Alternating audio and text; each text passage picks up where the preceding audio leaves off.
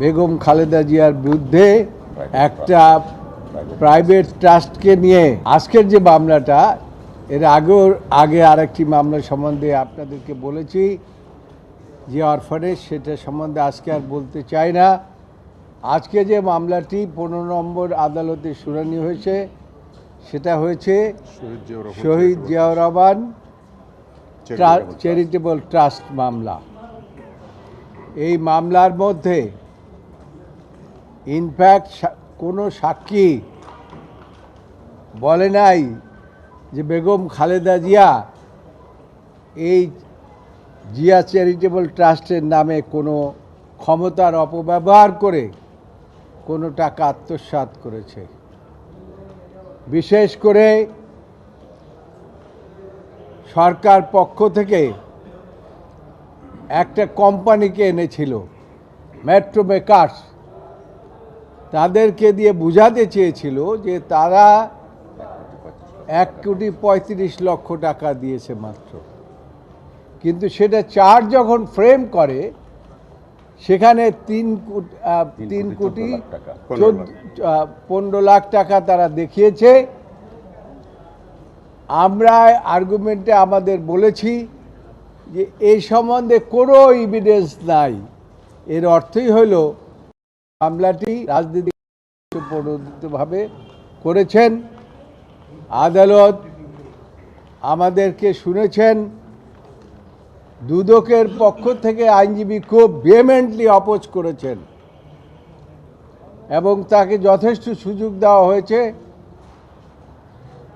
তারপরেও আদালত বলেছেন যে আপিলটি আমি মানে লাইন বাই লাইন আমি এভিডেন্সগুলো পড়ে দেখেছি এবং আপনারা যে সাবমিশন দিয়েছেন, এই সাবমিশনের আইনগত ভিত্তি রয়েছে, সেই জন্য আমি আপিলটি মঞ্জুর করলাম, অর্থাৎ অ্যালাউ করলাম।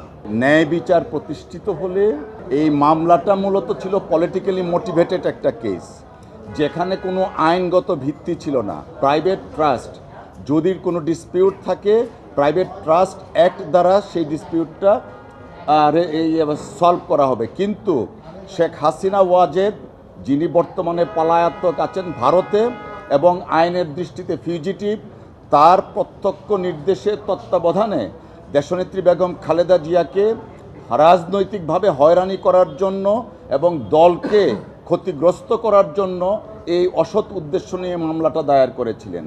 দেশনেত্রী বেগম খালেদা জিয়াকে যখন পরীক্ষা করা হয়, আইনি ভাষায় যেটা বলা হয় 342 যখন দেন, তখন তিনি বলেছিলেন এই মামলায় আমি নির্দোষ। অনেক বড় একটা লিখিত তিনি বক্তব্য দিয়েছিলেন এবং তাও বলেছিলেন যে আল্লাহর পরে বিচারকের স্থান।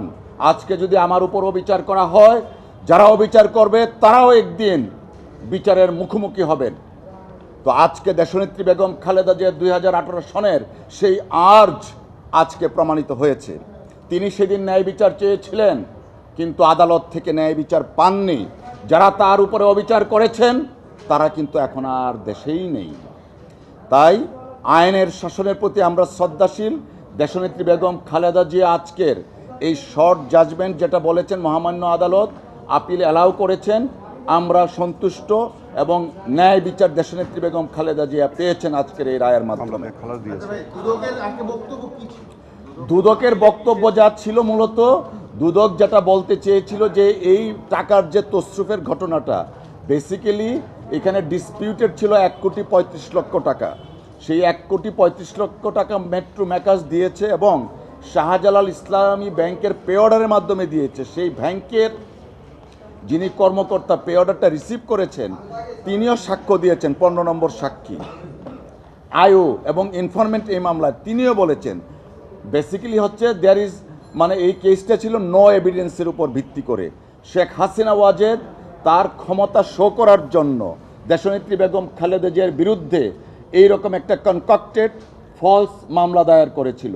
আমরা আল্লাহর কাছে শুকরিয়া, দেশনেত্রী বেগম খালেদা জিয়া 342-র মাধ্যমে যে আর্জ করেছিলেন তৎকালীন সময়ের বিচারকের কাছে, তিনি বলেছিলেন কোরআনের আয়াত দিয়ে সর্বোচ্চ বিচারক মহান আল্লাহ তাআলা, তারপরে আপনারা যদি আজকে অবিচার করেন, আরেকদিন আপনারাও বিচারের মুখোমুখি হতে হবেন। সেই আর্জটা আল্লাহ শুনেছেন এবং তিনি আজকে ন্যায় বিচার পেলেন।